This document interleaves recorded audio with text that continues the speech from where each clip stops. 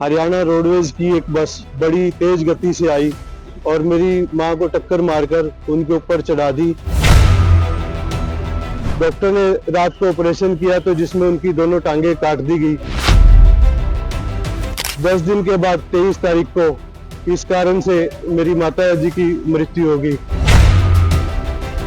कोई भी प्रशासन का अधिकारी मेरे पास नहीं आया, कोई भी रोडवेज का अधिकारी मेरे पास नहीं आया। हरियाणा रोडवेज की बस की टक्कर लगने से लगभग 1 महीना पहले एक बुजुर्ग महिला की मौत हो गई थी। बुजुर्ग महिला को बस ने कुचल दिया था, जिसके बाद बुजुर्ग महिला की दोनों टांगे कट गई थी और उसके थोड़े दिन बाद ही बुजुर्ग महिला की मौत हो गई थी, जिसे लेकर आज बुजुर्ग महिला के परिजनों ने पिहुआ बस स्टैंड पर धरना दिया और प्रशासन पर कार्यवाही न करने के आरोप लगाए। मृतक बुजुर्ग महिला के बेटे पंकज गर्ग ने कहा कि उनकी मां की हरियाणा रोडवेज की बस की टक्कर लगने से 1 महीने पहले मौत हो गई थी, लेकिन आज तक प्रशासन की तरफ से कोई कार्यवाही नहीं की गई और उसकी माता के आरोपी आज भी खुले में घूम रहे हैं।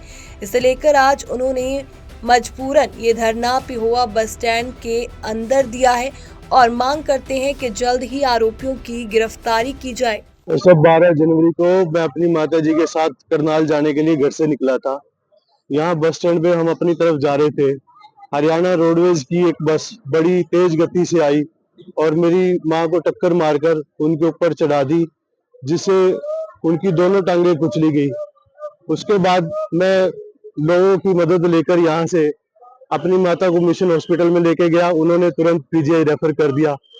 वहां पे जाने के बाद डॉक्टर ने रात को ऑपरेशन किया तो जिसमें उनकी दोनों टांगे काट दी गई और 10 दिन के बाद 23 तारीख को इस कारण से मेरी माता जी की मृत्यु हो गई।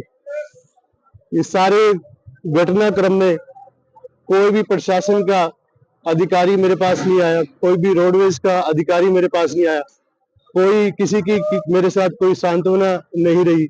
मेरा प्रशासन से और जो है रोडवेज के अधिकारियों के खिलाफ यही आज प्रदर्शन है। आम आदमी की जान को इतना सस्ता न समझा जाए। एक ड्राइवर जो सिर्फ अपना स्टंट बस स्टैंड के अंदर दिखाने के लिए एक बच्चे से उसकी मां को जिसने छीन लिया, 2 छोटे छोटे बच्चों से उनकी दादी को छीन लिया। आज वो किस तरह से रह रहे हैं, अगर वो देखेंगे तो उन्हें पता चलेगा। इस चीज को महसूस नहीं कोई भी कर रहा। इतने दिनों में कोई कार्रवाई नहीं। पुलिस प्रशासन का बड़ा ढिलमुल रवैया रहा।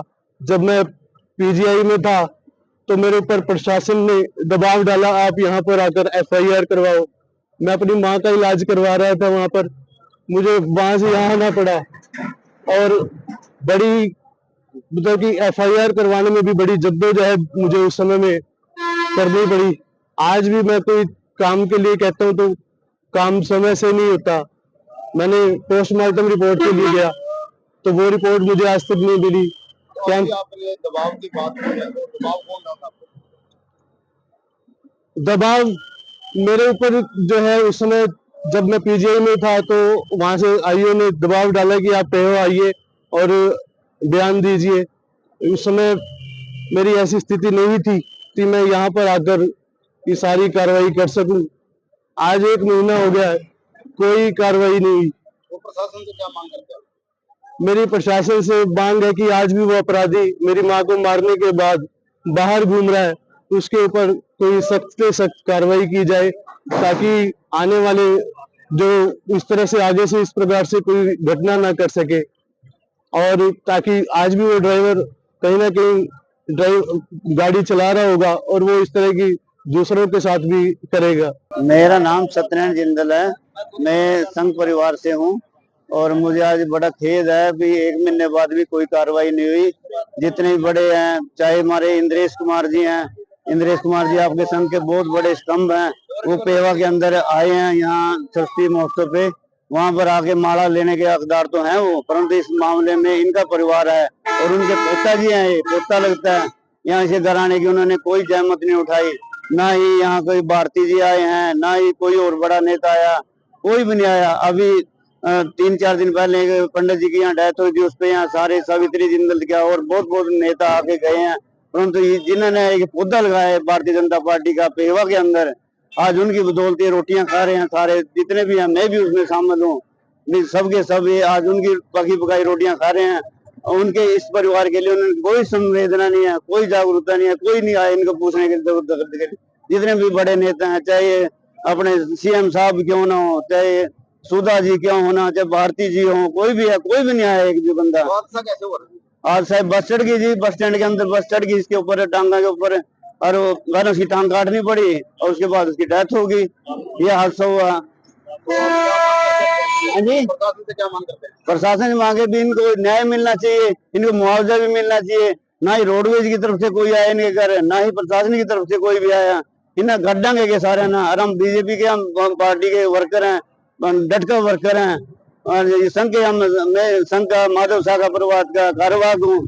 हम भी क्या इन्हें गड्ढांगे सारे, जो प्रधान प्रचारक है राजेश जी हैं, उनसे हमारी बात हुई, हमारे को मिट्टी गोली देकर चले गए। बाकी जो आए थे इनकी रस्म पकड़ी थी इनके माता जी की, उस दिन भी आए हुए सारे। क्या प्रीतम जी हैं, कोई हो रहे हैं, जो भी हैं, बैठे हैं बड़े बड़े अहदेदार बनकर, ठोलेदार बनकर, इन हम गड्ढांगे क्या धरती माँ जैसे। एक हमारे वर्कर की ये कुछ नहीं है कर रहे, कुछ भी नहीं कर रहे हैं, इसलिए हमारे को रोष है। अब जितने बैठे हम संघ के कार्यकर्ता बैठे हैं सारे के सारे, हम इनसे ना सारे से अपील करते हैं, मर जाओ डूब के, इससे अच्छा संघ को छोड़ दो। क्यों झंडा हमारे को सुबह से उठाते हैं, 4 बजे हम जाते हैं पार्क में झंडा लगाते हैं। हमारे को इनके प्रचार के लिए जब राजकुमार सैनी जी के टाइम में हमारे को प्रचार में उतारा, हम घर घर जाके ठोकरा खाई हमने। फिर उसके बाद नायब सैनी जी के लिए हमने ठोकरा खाई, फिर ये डीडी शर्मा जी के लिए हमने ठोकरा खाई। जब भी कोई राजनीति कोई सवाल आता है तब हमारे को पर्चे पकड़ा देते हैं, जाओ जी प्रचार करो, ये करो, जाके घर घर में लोगों के साम दाम करा, वोटा वोट पे हम खड़े हुआ जाके।